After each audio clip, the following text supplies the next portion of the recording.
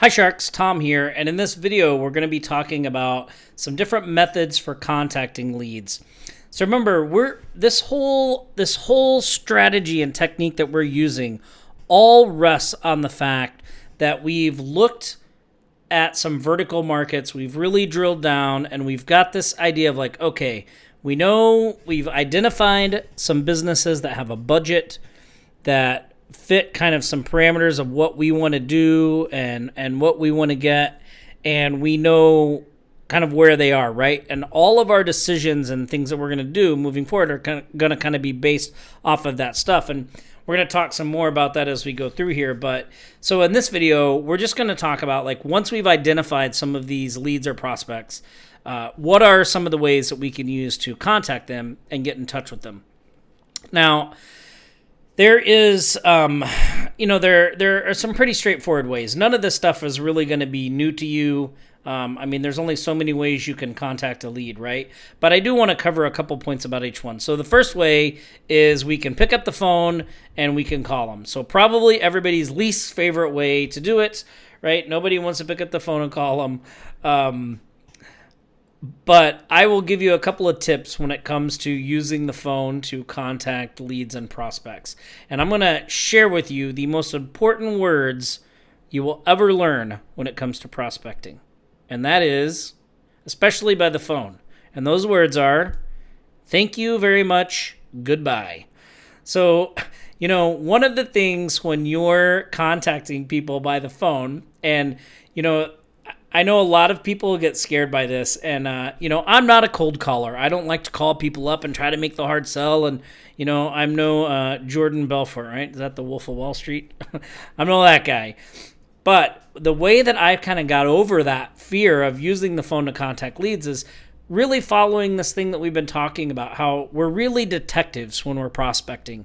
And, when I call a potential lead and prospect up, I'm not trying to sell them. I'm just trying to find out if what I'm offering is a good fit for them or if they're a good fit for me too, right? It goes both ways. So, I don't really put a lot of pressure on myself to get on there and hard sell. And as you see, when we start to talk about what we say when we contact our leads and prospects, no matter what method you're using, because we know why we're contacting them and what we're doing, you're going to see that it's pretty easy to come up with what to say to people. You don't even really have to have a script per se, because you're going to know what you're trying to do.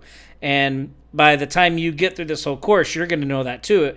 It'll look pretty amazing to your friends that are afraid of the phone. But anyway, so back to what I was saying. When you get into this thing, when you're on the phone and somebody's just talking to you, if they have time to just shoot the breeze with you on the phone, they are not a good prospect. So you just want to thank you very much, goodbye. So remember, when you're on the phone, it's all about being a detective. You're trying to figure out if they're a good fit for what you're offering. So don't get too wrapped up in this trying to hard sell, right? So now another way we can contact them is direct mail. And I love to use direct mail. Pardon me, I'm going to take a drink here. Direct mail, it's a little slower than picking up the phone and talking to a lead. That can be pretty fast. But, the nice thing about direct mail is you can send out some type of letter or marketing piece, and you can initiate the lead or the prospect to contact you, to call you, to pick up the phone and call you. And so instead of being the one that's making that call, they're calling you, which puts you in a little easier position to you don't have to be like on the offense when you call them in terms of telling them about what you're doing, because they called you to find out more information, right? A couple of tips I can give you if you decide to use direct mail as approach. There's a ton of courses out there that will give you templates and things that show you how to do this. So, we're not going to go to that in this course, but just a couple of tips that I can give you. One, if you're going to use direct mail, always do your mail in small batches. So I typically do 50 to 100 letters if I'm doing a direct mail campaign, right? So, you want to mail them out in small batches. I think following, what's now considered kind of standard direct mail advice, but things that I think are important. Make sure you use real stamps, hand address all your envelopes. Don't put your business name and the return address. Just put your name. Like on mine, I just put Tom Gaddis and the address. So, you want to get your letter opened. So make sure that those things will help you get your letter open. With your letter, once we talk about what you're going to say when you reach out to these prospects, you'll know what to write in your letter. But you want to try to keep your letter to one page if you can. You don't want them to open it up and have a bunch of stuff to go through.